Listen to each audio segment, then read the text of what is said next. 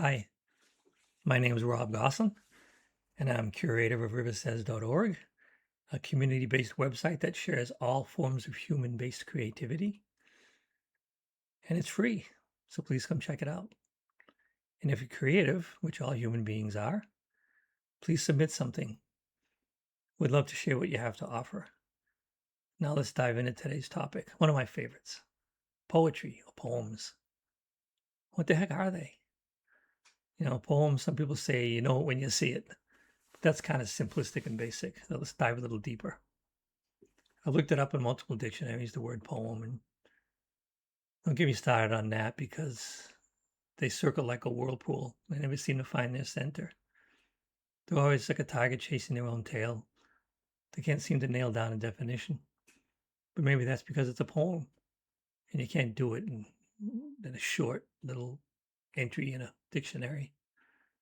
So hopefully by the end of this piece, we'll have a more fleshed out definition of what a poem is. Do I have a definition? Yeah, I have one. Took me a long time to write it, and I go back to it and revise it once in a while. And I'm planning on sharing it, but I'll do so at the end of this broadcast when I talk about some other parts of poetry and why it's important before you come to the final definition, or what I consider my final definition. But how do I do it? How do I write a poem, which I love to do? First, I start with an idea. Where do I get them from? Well, that's a whole broadcast in itself, a whole episode. But I usually get them from observing things, closely observing anything, landscapes, people, songs, anything. Just observe closely, physically and metaphysically, using senses and inner senses. Then I sit down and journal about what I experienced. I just get it on paper, write it all down, and then I put it aside. I walk away from it for a while. Could be a week, could be a day, could be a month. Walked away from them for years sometimes. And some people call this letting it compost. I prefer to call it letting it simmer or letting it mature. And then when I believe the time is right, I go back to it and I read it out loud. And this is a process I use throughout the entire structure of writing my poem. I'll keep reading it out loud constantly because that really helps guide you on your journey. So I'll read it out loud and I'll throw it down on a separate piece of paper, and it might look like a bulleted list, might look like a series of sentences, but it's very two-dimensional. And we're going to use some visual aids to help us work through this process. So here's my first version. It's flat, it's two-dimensional. You see it's not much to it, but you will notice something. It has these slots in it ready to take other pieces that will help turn it into a full poem. And I usually do this with a sense of order. Not strictly, but this is basically a good basic definition of how I do it. Like I said, first thing I do is I listen to the poem until it starts talking to me. I read it out loud, and eventually it begins to take the lead. That's when I know I'm really ready to start because it speaks to me. So I listen, and then I begin my process. I do this with a series of questions. First thing I say is, does it have to rhyme? Some poems do, some poems don't. It doesn't have to rhyme to be a poem, but it's a question that comes up pretty early in the process. Then I move on to metaphors and similes. They're similar, the two words that mean, comparing two different things. So using two words to describe the same thing, or two ways of describing the same thing. There's only one subtle difference, which can be quite profound, where a simile uses like or as, where metaphor doesn't. And I think this is an important concept for every poem or every poet. I'll give you an example with a short sentence. You can say, she is like a lighthouse. That would be a simile. It says like in it. She is like a lighthouse. Now let's drop the like and make it a metaphor. She is a lighthouse. Hear the difference? Subtle yet powerful. So while I focus on metaphors, I do also use similes. So they're part of my poem.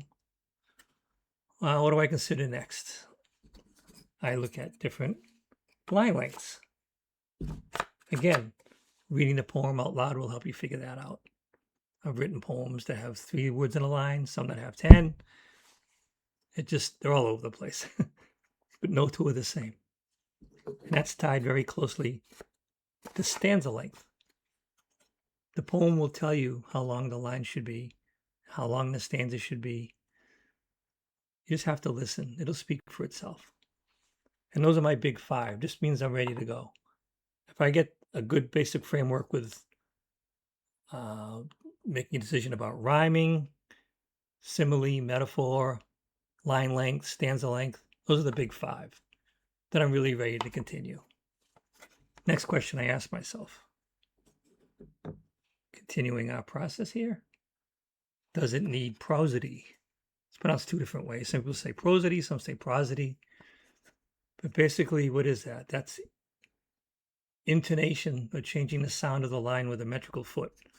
The poet uses the word foot to describe the order of syllables. We'll keep it simple by sticking with words. You can do it with this phrase, but we'll keep it basic, and for the sake of time, just stick with words. And prosody or prosody, which I have to add to my model, comes in 2 different lengths, or 2 different flavors, I should say, not 2 different lengths. It's either iambic or trochaic. A couple of other interesting words. Iambic is a word with an unstressed syllable followed by a stressed syllable. Where trochaic is just the opposite. It's a stressed syllable followed by an unstressed syllable. I'll give you a couple of examples. Here's a couple of examples of iambic words. Depart, embrace. And in my opinion, an iambic word is much more emotional, conveys much more sentiment. Just listen to them again. Depart, embrace. It's almost like letting something go, even though embrace means to hold on to. But it's a much more sentimental sound. And a trochaic foot, a stressed syllable followed by an unstressed syllable. You can use words like anguish or highway. Listen to those again. Anguish, highway. I think they're much more dramatic. They're harsher, forceful. And I have poems that talk about difficult topics. I tend to stick with the trochaic feet if I'm writing with prosody. What do I look at next? Well, how long does the poem need to be? Again, the poem will tell you. Read it out loud.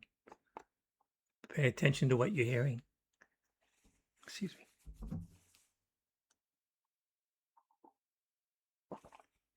But this is a good process, a place in the process to get a feel for that.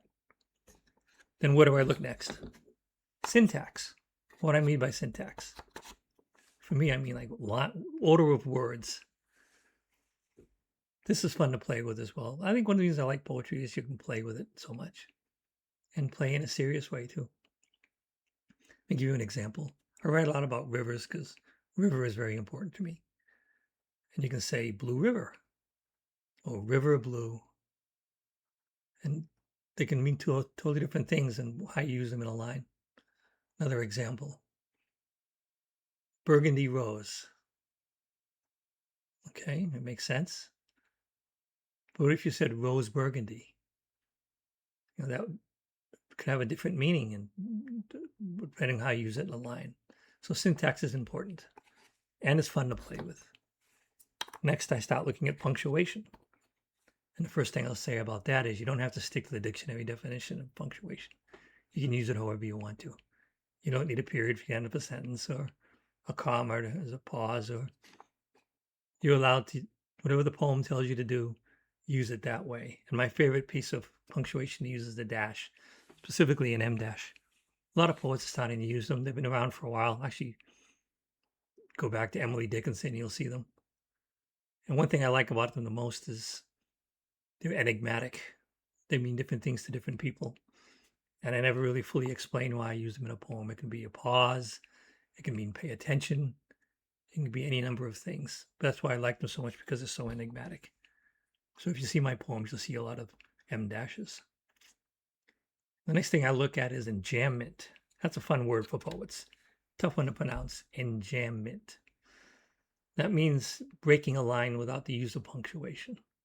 It can be a flowing line, if it's like a pastoral poem, or you just want it to be simple and a nice smooth transition. Or if you want to get dramatic, you can make it a harsh enjambment. You can break it in illogical way, excuse me. And that creates impact.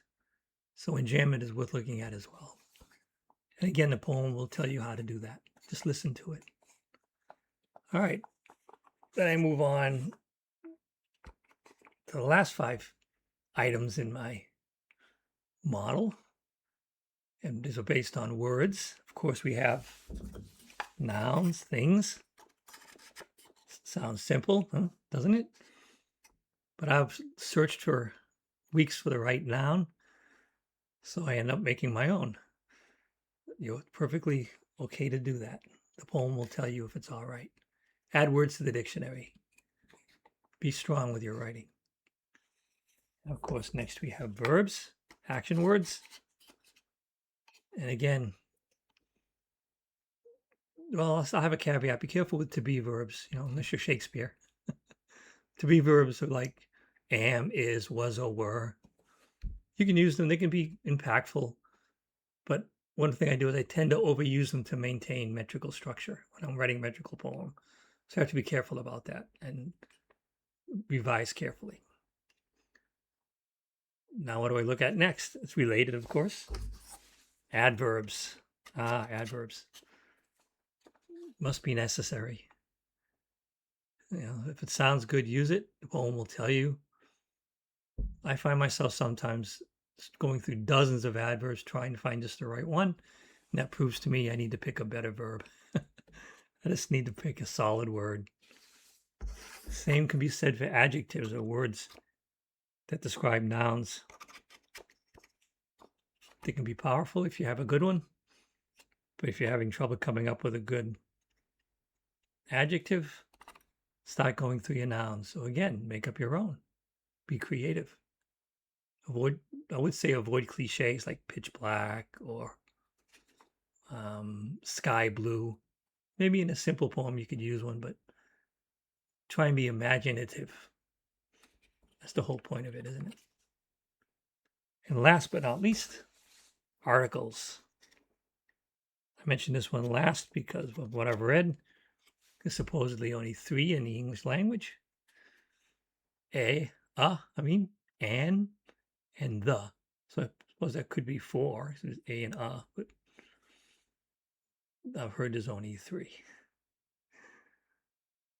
But they can help in maintaining prosody. But you can also find yourself overusing them if you're really trying really hard to make it metrical. So be careful with them. But if you use them wisely, they can really work in a poem. They can do more work than you expect. And that's basically all my pieces of my poem. Well, not my poem yet. It's the framework of my poem.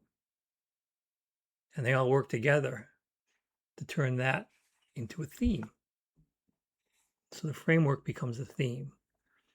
And if your poem doesn't have a theme, if you can't find one, then go back and revise some more because it should have one. I don't think people talk about that enough. Theme is very important. It's the message, it's the meaning. What are you trying to say?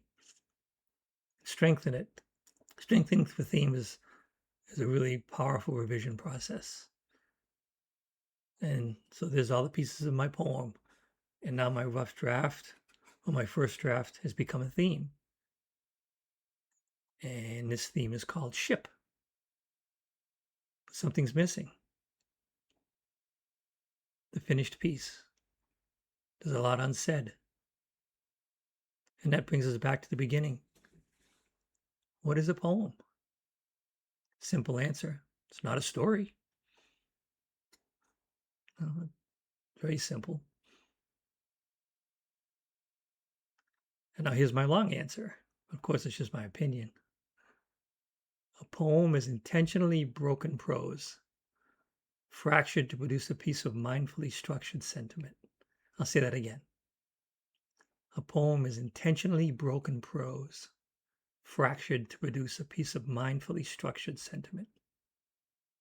It does this with careful word choice, thoughtful line length, and intentional use of stanzas.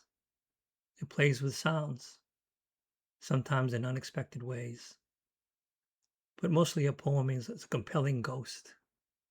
It's always about what's not said, in my opinion. So others would disagree, but a poem is a poem because it leaves most of itself out. It conveys the unseen. I'll give you an example. I'll hold this up. What kind of ship do you see? Is it a whaling ship, a schooner, three-masted schooner, three-masted warship? It can be any number of things. You're bringing your own experience and your own perception to my framework. And in my experience, in my opinion, that's the poem. It's the magic. It's the ghost. It's the unseen. What's conveyed. Or you could simply say, a poem has to be a poem for a reason. But let me know what you think a poem is. If you have a definition, leave it in the comments below. And also, if you like this video, please like it and subscribe. And that would mean a lot to me. It would help me get exposure. And I look forward to continue this conversation. Drop me a line. And thanks for listening and paying attention.